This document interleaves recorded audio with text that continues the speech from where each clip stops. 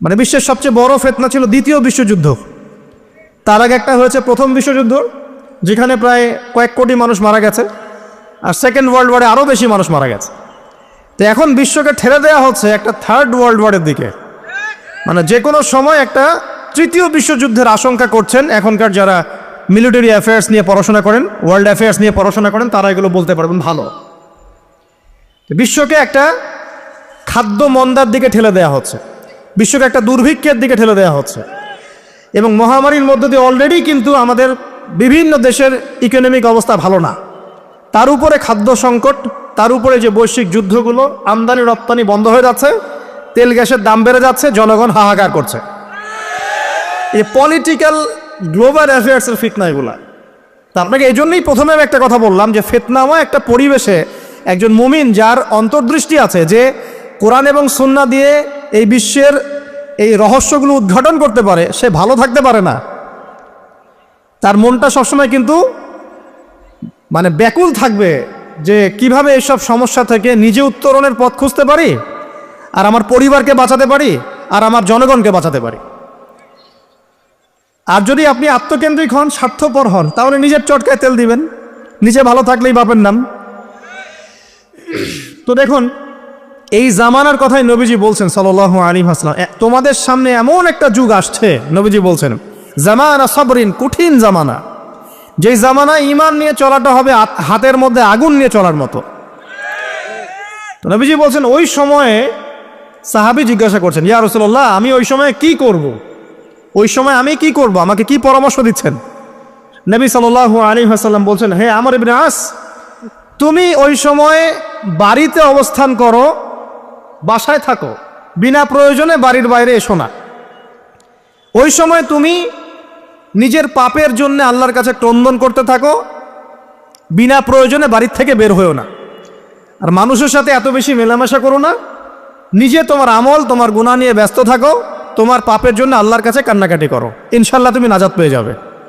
এটা একটা অপশন, মানে ফিতনাময় পরিবেশে আপনি কিভাবে বাঁচবেন, এটা একটা অপশন। আরেকটা হাদিসে গিয়ে নবী সাল্লাল্লাহু আলাইহি ওয়াসাল্লাম বলছেন যে যখন এমন ফিতনাময় পরিবেশ আসবে, তখন যদি তোমরা এই আমর বিল মারুফ নাহি আনিল মুনকার, সৎ কাজের আদেশ, অসৎ কাজের নিষেধ, আমার সুন্নতের উপর অটল থাকতে পারো, তাহলে তোমরা 50 জন শহীদের নেকি পাবে। সাহাবায়ে কেরাম বলছেন, ইয়া রাসূলুল্লাহ, আমিনহুম আও মিন্না, তাদের মধ্যে 50 জন নাকি আমাদের মধ্যে 50 জন শহীদ? নবী করিম সাল্লাল্লাহু আলাইহি ওয়াসাল্লাম বলছেন, বাল মিনকুম, বরং তোমাদের মধ্যে 50 জন শহীদ। এটা অপশন নাম্বার 2। এক কি বললাম, আপনি নিজেকে নিয়ে ব্যস্ত থাকেন, বাসায় থাকেন, বিনা প্রয়োজনে বাড়ির থেকে বের হবেন না, মানুষের সাথে কম মেলামেশা করেন, এবং নিজের পাপের জন্যে আল্লাহর কাছে কান্নাকাটি করেন, নিজের আমল নামা নিয়ে ব্যস্ত থাকেন, ইনশাআল্লাহ নাজাত পাবেন।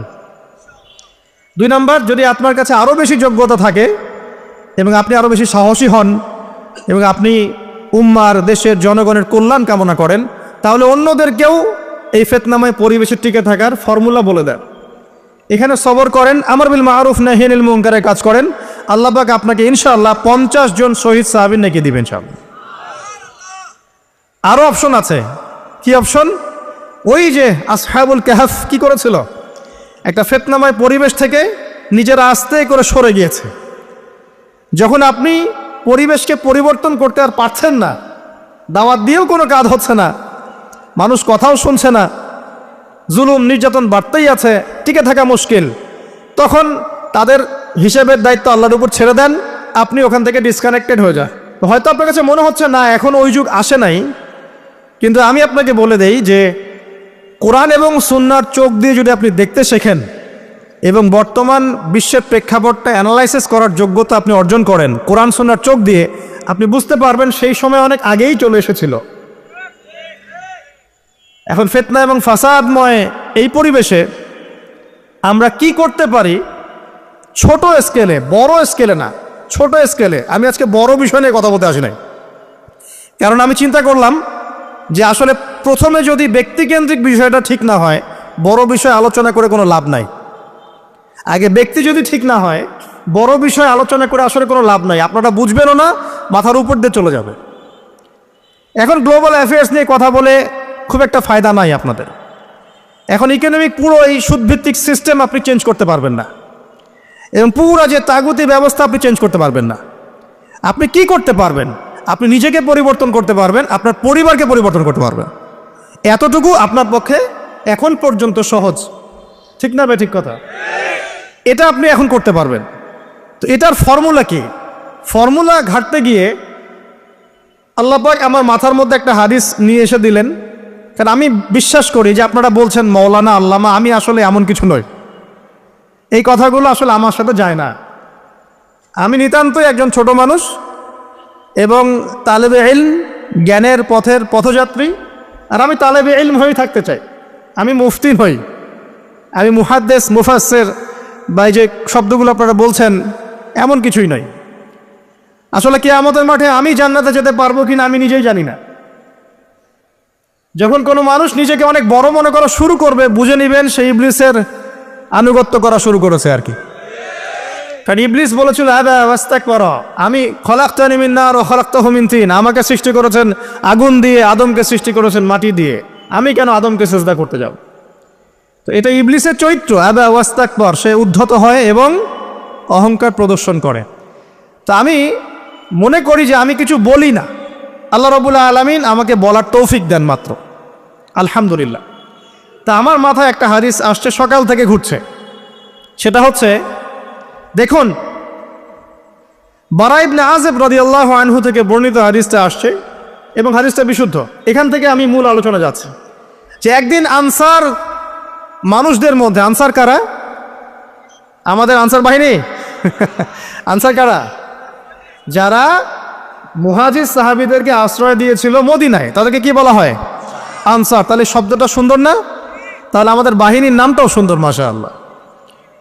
তো আনসার সাহাবীদের মধ্যে একজন ইন্তেকাল করেছেন, ইন্না লিল্লাহি ওয়া ইন্না ইলাইহি রাজিউন। এখন তাকে দাফন করা হচ্ছে, আর নবী সাল্লাল্লাহু আলাইহি ওয়াসাল্লাম কবরের পাশে চুপ করে বসে পড়লেন। তার বসা দেখা দেখি বাকি সাহাবীরাও তাকে ঘিরে গোল করে বসে পড়লেন। তারা বলছেন, আমরা এমনভাবে এখানে বসেছিলাম যেন আমাদের মাথার উপরে পাখি এসে বসতে পারে, চুপচাপ, কোনো নড়াচড়া নাই। দেখেন, রাসূলের সাথে বসার সুন্নত দেখেন। কোরআন এবং হাদিসের মাহফিলে বসার কিন্তু সুন্নত আছে। এখানে বসে দুনিয়াবি এত গল্পগুজব করা যাবে না, এই মোবাইল টোবাইল হাবিজাবি নিয়ে এত ব্যস্ত থাকা যাবে না, দিলের কান দিয়ে শুনতে হবে, ঠিক আছে? আদব আছে, না হলে কথা আপনার উপর তাসির করবে না। তারা এমনভাবে বসেছিলেন যেন মাথার উপরে পাখি বসতে পারে, সুবহানাল্লাহ। এবার নবী করিম সাল্লাল্লাহু আলাইহি ওয়াসাল্লাম বলছেন যে যখন মাইয়েতকে কবরে শোয়ানো হয় তখন সে তাকে দাফন করে যাওয়া ব্যক্তিদের হাঁটার খসখস আওয়াজ শুনতে পায়। এরপরে তাকে যখন শুইয়ে দেওয়া হয়, সে যদি মুমিন ব্যক্তি হয় তাহলে তার মাথার দিকে তার সলাত এসে দাঁড়িয়ে যায়। দুনিয়াতে আপনি যে নামাজগুলো পড়েছেন, আমি যে নামাজগুলো পড়ছি, এগুলো মাথার দিকে দাঁড়িয়ে যায়। ডান দিকে চলে আসে তার সওম, সওম মানে কি? রোজা। বাম দিকে চলে আসে যাকাত, যাকাত মানে কি? যাকাতের সাথে তো আমরা পরিচিত নই। আমরা ওই যে রাস্তাঘাটে যে দান খয়রাতগুলো উঠানো হয়, এগুলোর সাথে খুব পরিচিত, তাই না? কত টাকা, কত পয়সা, কি কি গান গড়ে আর টাকা কালেকশন করে না? অনেক সময় দেখা যায় রাস্তায় যাচ্ছি আমরা গাড়ি নিয়ে, পারলে গাড়ির সামনে এসে হুমড়ি খেয়ে পড়বে টাকা নেওয়ার জন্য। এইভাবে টাকা কালেকশন করতে কে শিখিয়েছে ইসলামে? আর আমরা অনেক সময় ছোট ছোট বাচ্চাদেরকে দিয়ে, মাদ্রাসার ছোট ছোট বাচ্চাদেরকে দিয়ে টাকা কালেকশন করাই। এটা ঠিক না। কেন ঠিক না জানেন?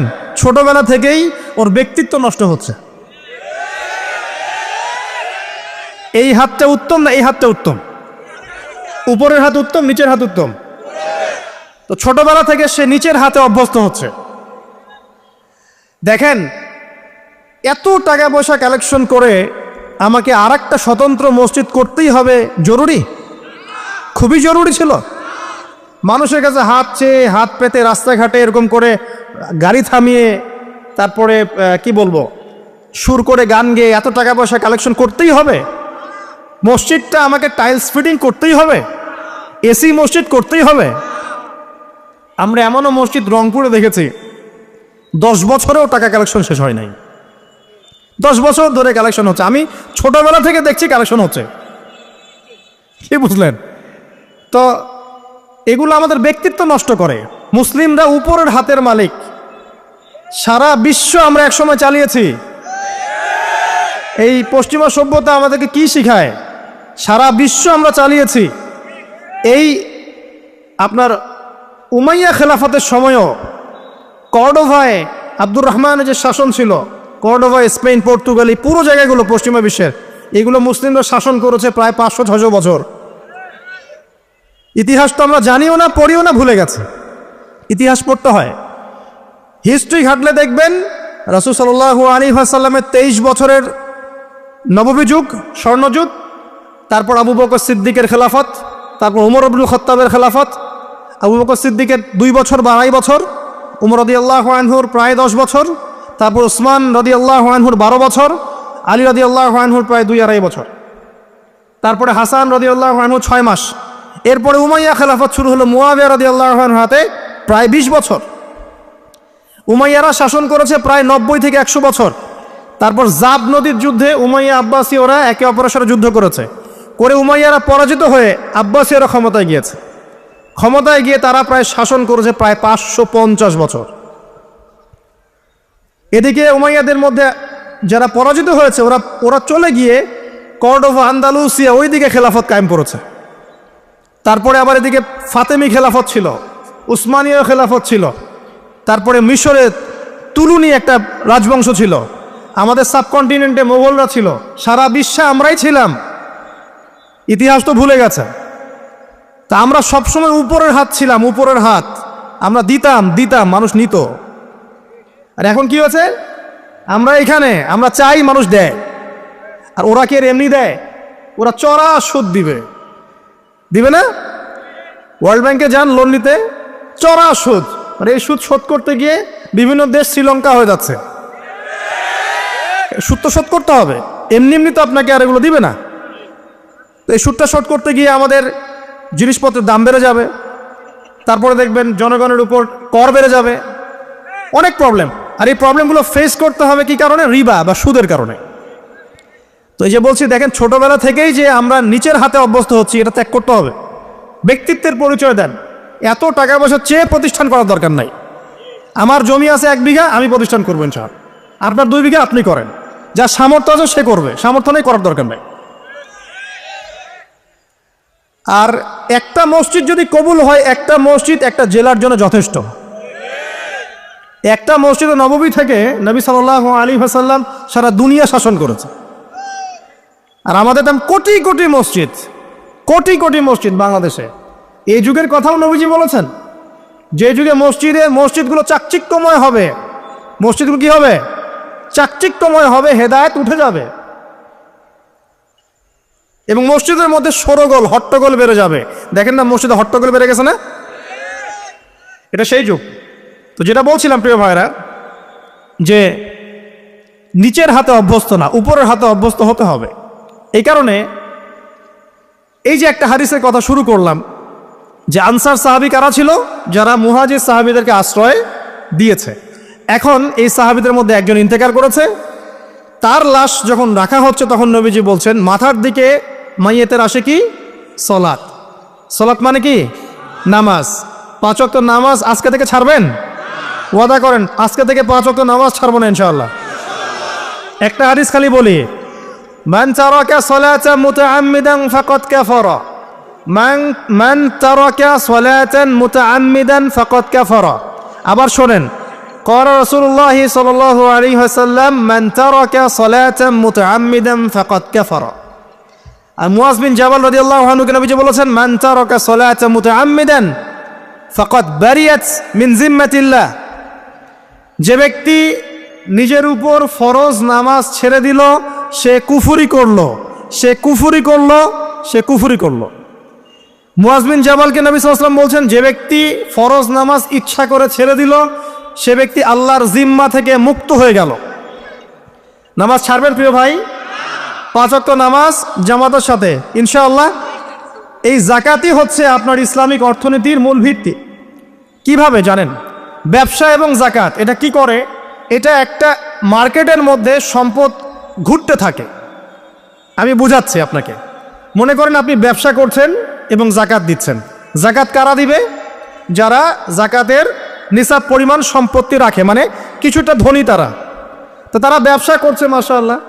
ব্যবসা যখন করে, ব্যবসায় কি থাকে? লাভ থাকে, লস থাকে, লাভ থাকে, লস থাকে। লাভও হতে পারে আপনার, লসও হতে পারে। আর সুদে কি? শুধু লাভ, লস আছে? লস নাই। পার্থক্য বোঝেন। এখন ব্যবসা যখন আপনি করবেন, এই টাকা বা মূল যে ক্যাপিটাল যেটা বলে অর্থনীতির ভাষায়, এটা মার্কেটের মধ্যে সার্কুলেট করতে থাকবে। আজকে আপনি ধনী, লাভ করেছেন, কালকে লস করবেন, এই ধন আরেকজনের হাতে চলে যাবে।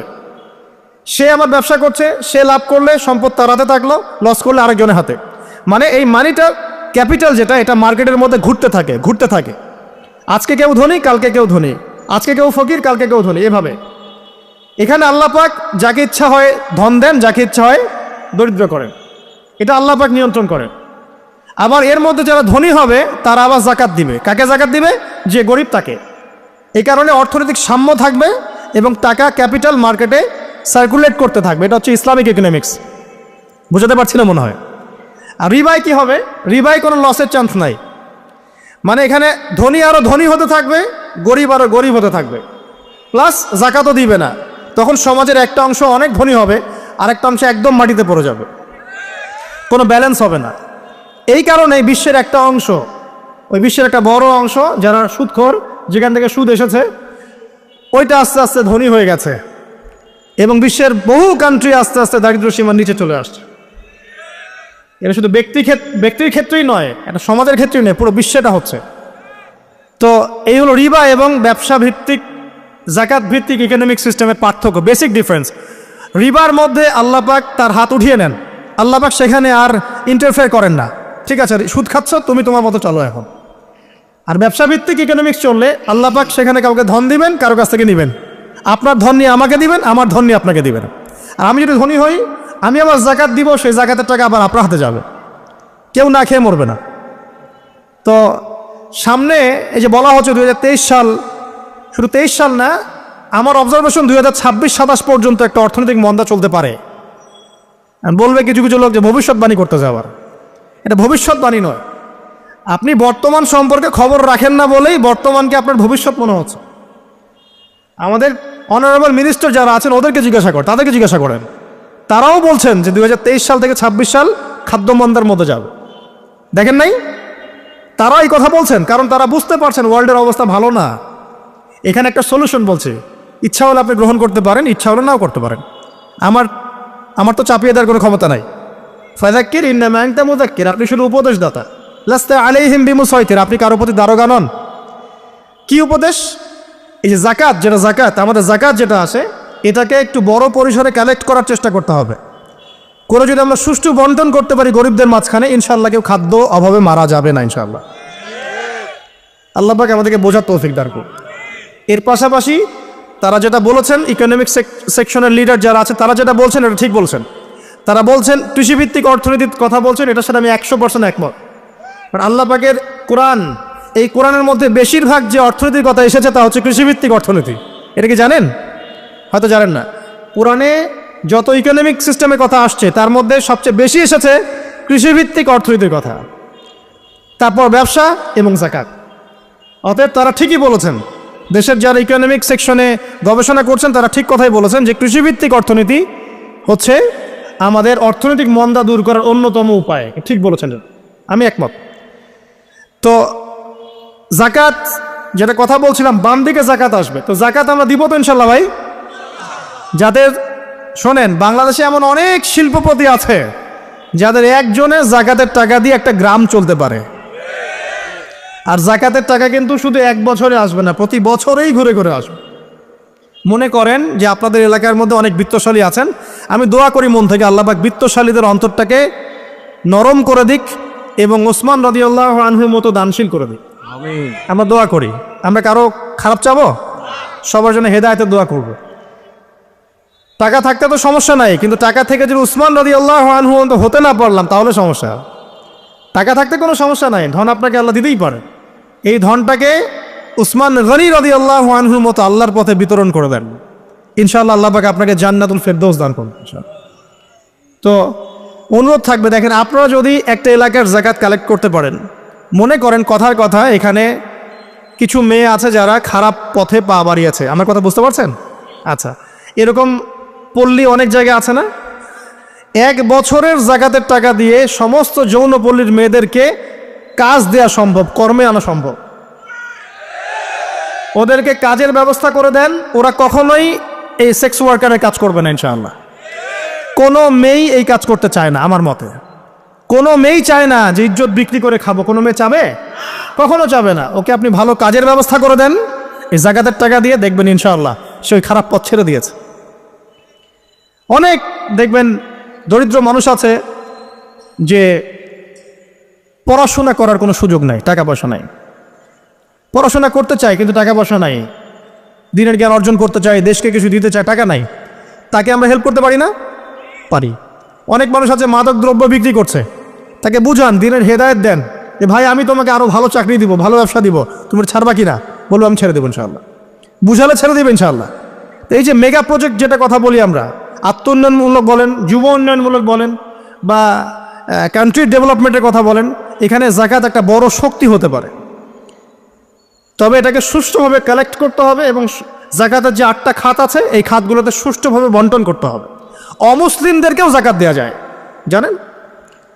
অমুসলিম যদি কেউ থাকে, দরিদ্র, তাকেও যাকাত দিয়ে সহযোগিতা করা যায়।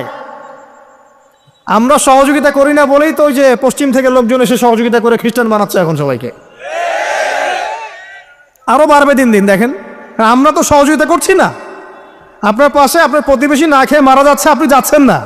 এখন তো অন্য কেউ এসে যদি সাপোর্ট করে, ও তো তার দলেই ভিড়বে তখন, স্বাভাবিক। এটাই হচ্ছে এখন। আল্লাহ বোঝার তৌফিক দান করুক আমাদেরকে।